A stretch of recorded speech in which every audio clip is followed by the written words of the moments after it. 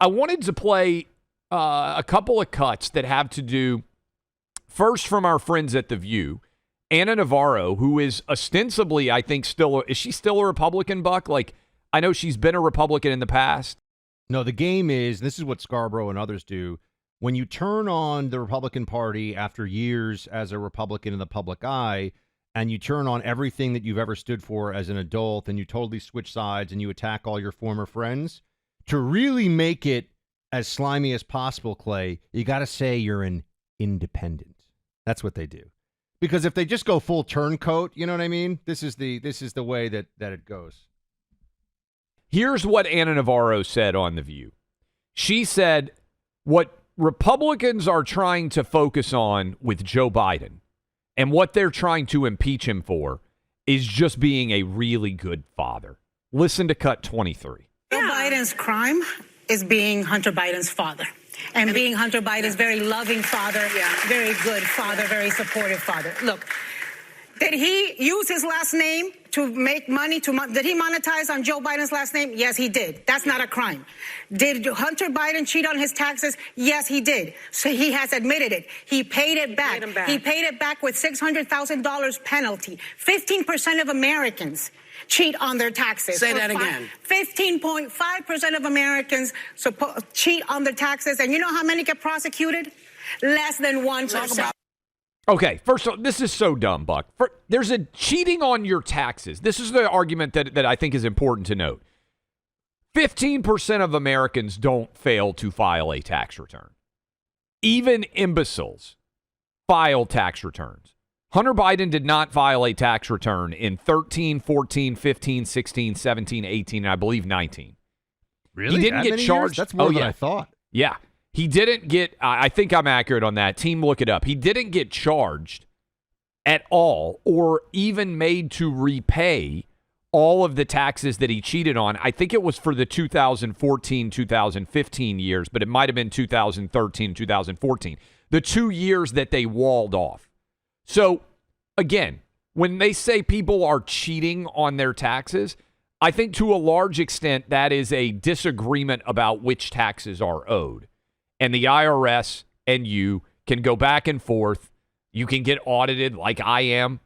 The IRS came to me, Buck, and said I owed $39.75 in extra taxes in 2021, which I paid $39.75. I can't even go to Chick-fil-A for what they said I owe them in back taxes. I cut the check. I think I made it for $39.76 just to make sure that I had covered all the bases. Maybe get a 1 cent refund there. That's not at all what's going on. And people are not charging Joe Biden with being a good dad. You see the crowd cheer like, oh, yeah, they're after him. No. Joe Biden, it appears, based on a lot of evidence, allowed his son to engage in representation of America's biggest geopolitical adversaries and or flashpoints, get paid tens of millions of dollars, maybe get some of that money to him, because nobody's talking about the fact that Hunter Biden withdrew $2,000 in cash every day for multiple years. Think about how hard that is to do. Everybody out there listening, how many of you have ever even withdrawn $2,000 in cash from an ATM? Much less do it every day. I think there's a possibility Hunter's giving his dad cash because it's hard to track. But $2,000 a day for years, hookers getting paid, everybody else. Nobody's coming after Joe Biden because he's a dad. It's just a lie. And certainly they're not coming after him because he's a good dad.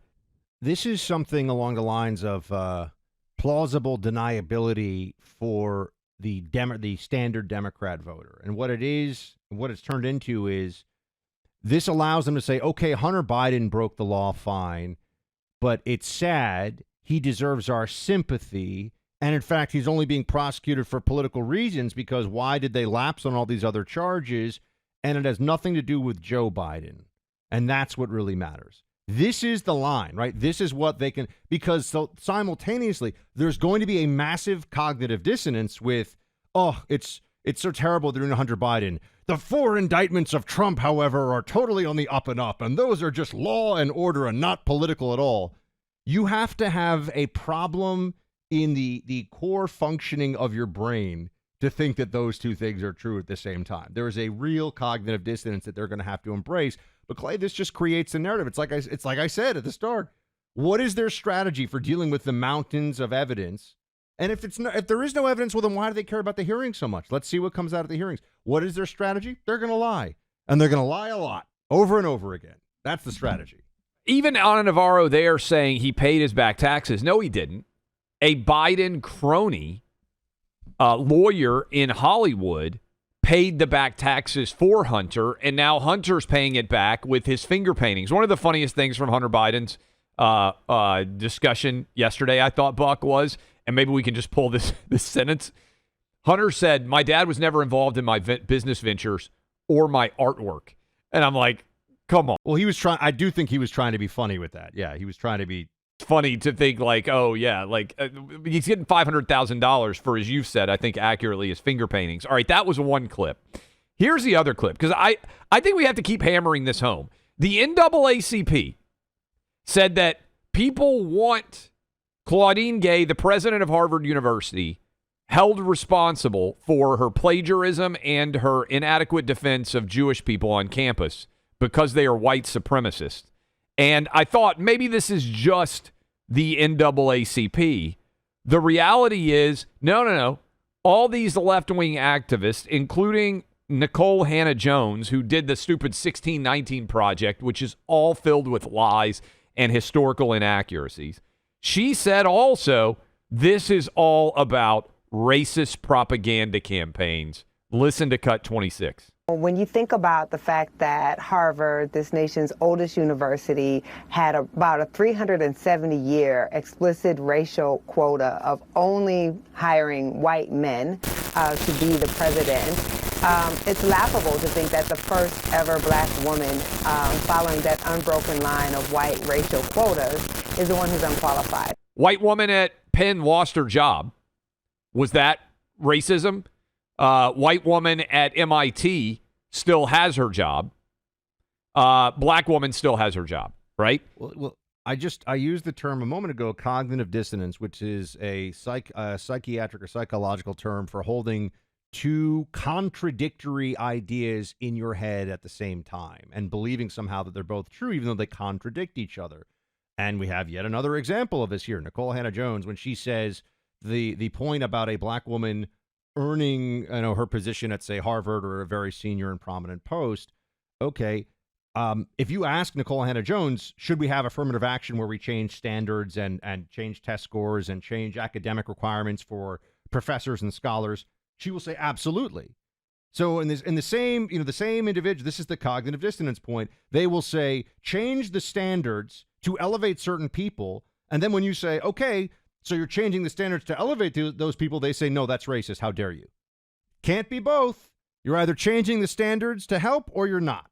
And also, at some point, don't we just have to be responsible for what we do instead of what people did hundreds or thousands of years ago? I'm sorry. I was born in 1979. Buck, what year were you born? 81, 82? 81, yeah. Okay. So you're 81. You're about to have a birthday, I think, right? I am. Yeah. Getting up there, happy early birthday. So I'm 79. I'm at the point where I start to forget my age, actually. Yes. You know what I mean? I'm like, I don't really pay close attention. 79, 81. I legitimately believe this is true.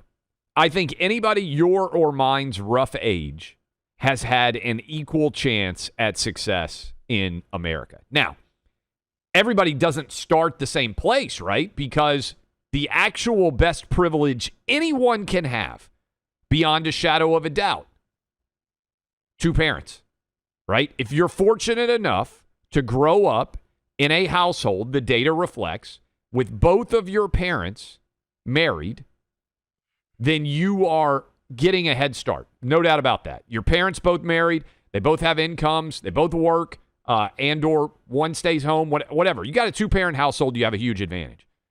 I legitimately do not believe, based on my entire life, I was a public school kid, K through 12, Nashville, Tennessee. I don't think anybody around my age that race impacted whether or not you were successful. I legitimately 1 billion% believe that. And I actually think if you do believe that race impacted whether you were successful or not, that you are likely to have benefited from affirmative action that your race has elevated you to a level that you would not have attained but for affirmative action. I think that 100%. And I would love to hear someone explain why I'm wrong when right now in America today, the stat that no one can overcome, you say it to a left-winger, their face breaks, basically. I'll give you two. One, Asian men and women out-earn anybody in the United States of America. If this were a racist country, how would that be possible? Second, immigrants from African countries within a generation out-earn white people in America. If America were a racist country, how would both of those things be true? That would be awfully difficult to accomplish in a racist country. Now, if you want to argue in the 1930s, in the 1940s, certainly in the 1850s, that America was a racist country, yes, but the whole world was racist. But why not focus on what's going on in America today as opposed to what happened hundreds of years ago or outside the lifetime of the vast majority of Americans? The average American today, Buck, is 34. I believe that's correct. The average American was born in like 1986. A lot of you out there remember 1986 pretty well. Do you think 1986 to now, do you think America has been a country that's steeped in awful racism? Of course it isn't. And that's why the eternal lie, the foundational lie that's being sold right now is that America is a fundamentally racist country. It's just not. It's not even close. Maybe the least racist country in the entire world.